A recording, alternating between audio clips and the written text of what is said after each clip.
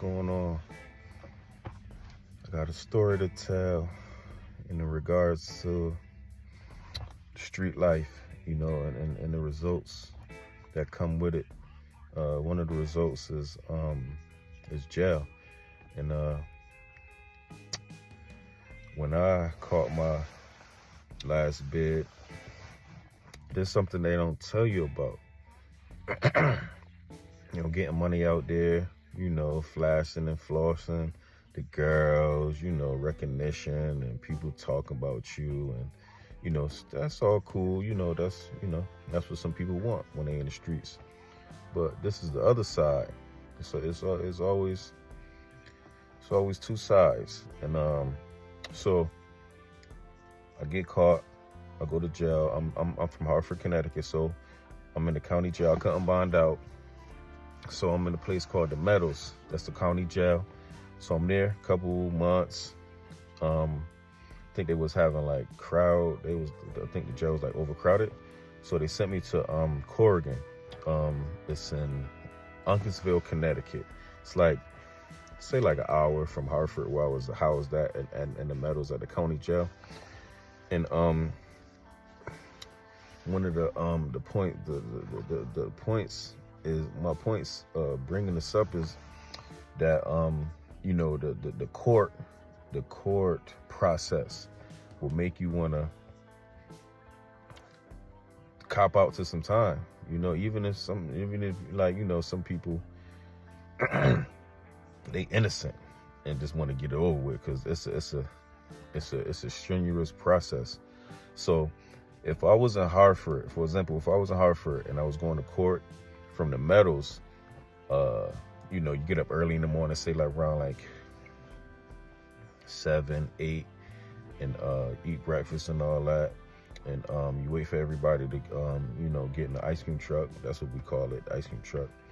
And you get to Lafayette Street. That's the court that everyone goes to, in Connecticut.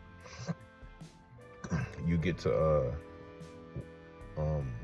Lafayette Street. No, well, not everyone in Connecticut, but in the Hartford County area, go to Lafayette Street. So it'll take you from Meadows to Lafayette Street. It's like 10 minutes.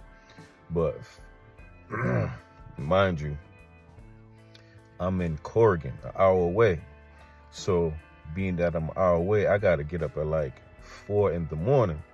So also a point is, when you going from Corrigan to Hartford, they round up, they stop at other jails to get other people to go, that has to go to court in Hartford. So you get up early in the morning. So also it take you, an hour to get there. And they call you in court, by your last name, what your last name start with. So even if your last name start with a, like my last name start with a D, sometimes I'll be like one of the last people called. So on that particular time, if I'm the last person called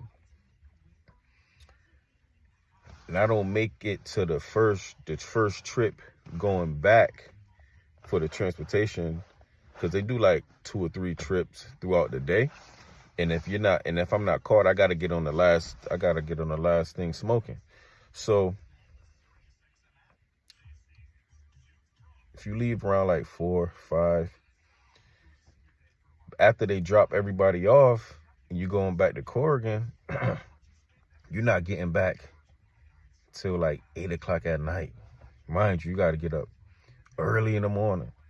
And then also, another point is, if you're going to court on a summer day, hot summer day, and then like it's so crazy because you can see outside the windows in the ice cream truck, and you're this close from freedom. Like, you can see people. You probably see people that your relatives, your friends, and people you see them. Nice summer days, females dress and how they dress, looking good, how you stressing.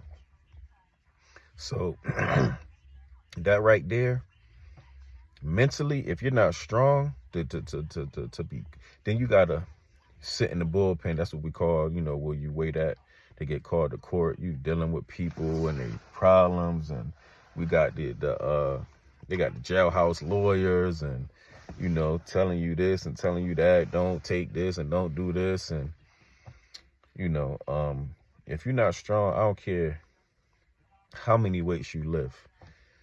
You can lift bench press 600 pounds. If you're not strong mentally, that type of stuff right there will break you. Oh my God. Then dealing with the COs, some COs, you got some COs that's, are jerks. And they make it time harder. But just that process of going to court is so strenuous and how you stressed out. Some people take time, and they just take the time to get it over with, because the process is so strenuous. If you're not strong enough mentally to say I got to deal with this, and I'm not just going to cop out to anything. Some people just cop out. Some people don't even have a long time. They have like a couple months or a year in their life.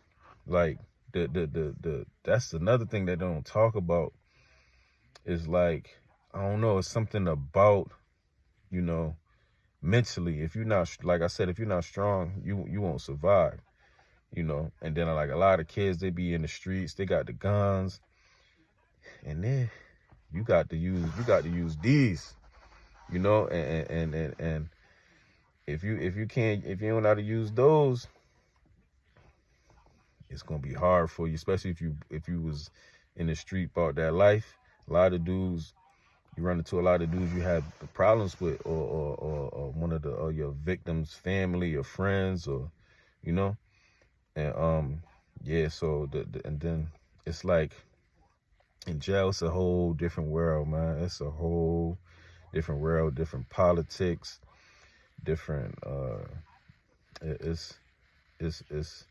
It's real in there. It's real. And man, just the court process alone, man. If you're not strong, like I said, I done seen grown men get up in there and cry, be crying, like calling home, begging people to bond them out. Like, it's real.